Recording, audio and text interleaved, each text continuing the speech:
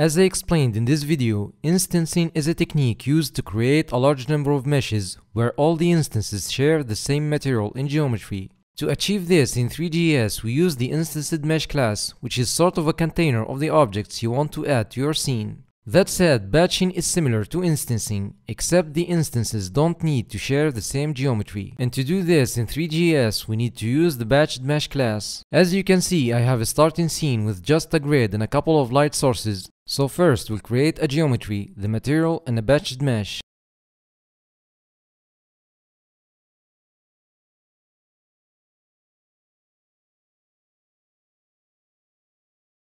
The batchedMesh constructor takes 4 arguments, which are the maximum number of objects you want your mesh to include, the maximum number of vertices that make up the geometries, the maximum number of indices that form the faces of the geometries.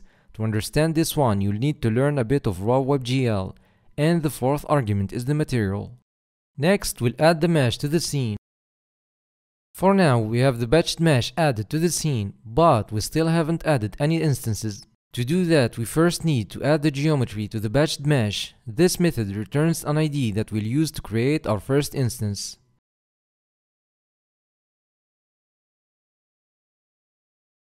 And there we go. Now, as you can see, I've set exact values for max vertex count and max index count because I know these values beforehand. But what if I change the number of segments in the box? Boom, we get an error this time because the values are lower than expected.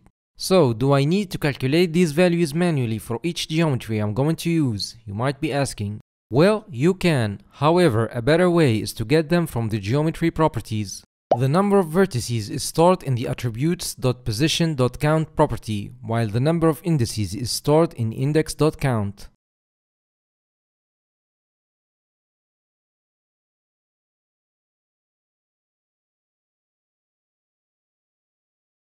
Now, to add a new instance with the same geometry, we'll use addInstance with the same geometry ID, and here of course I'll increase the max instance count.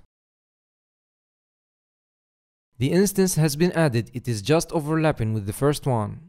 Now, as I mentioned, a batchedMesh can have multiple geometries, so to add a new geometry we'll create it, add it to the batchedMesh, and then create a new instance using it. And let's not forget to update the max vertex and index counts.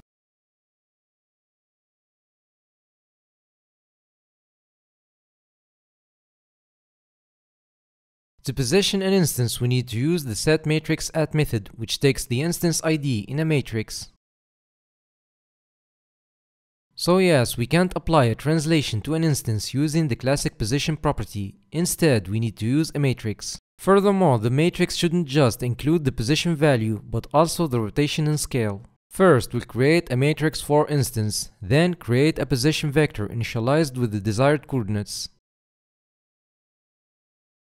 For the rotation, we'll create a new Euler instance with the desired rotation values and convert it into a Quaternion, and you'll see why in a second.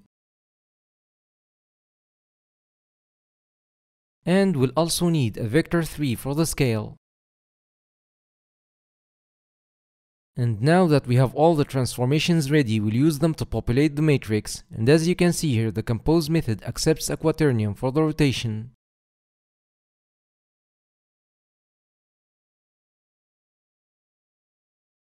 As I mentioned earlier, a batchedMesh is used to create large number of objects, so let's use this to add 50k spheres and boxes randomly positioned in our scene.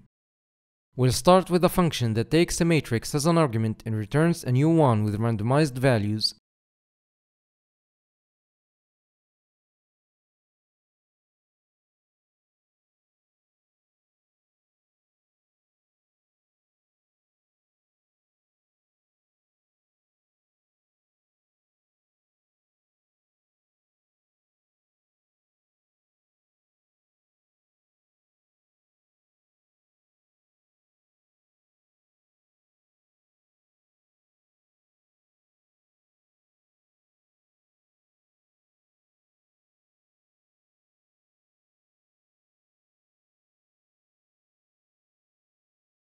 Next, we'll create a for loop in which we'll check if the counter modulo 2 is equal to 0. If so, the current instance will be a box, otherwise it will be a sphere.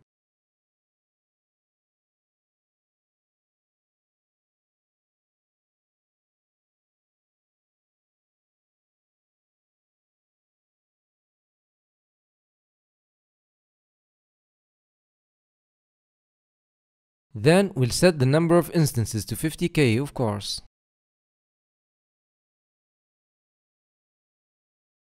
Here I run into a problem because I'm trying to add 50k plus 2 instances to the batched mesh.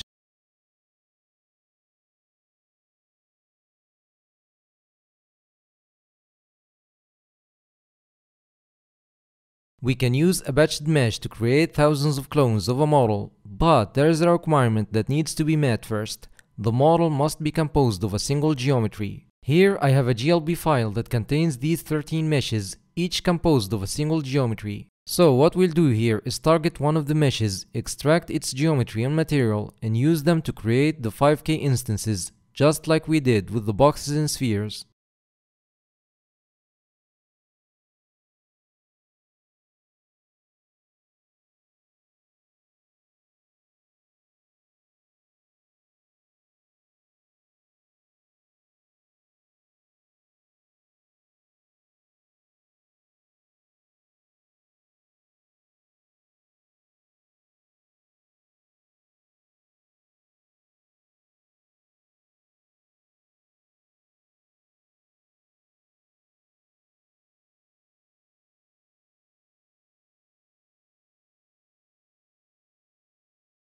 Finally, I'll update the randomized matrix function so that the trees are spread only horizontally, and rotate the meshes because they are upside down.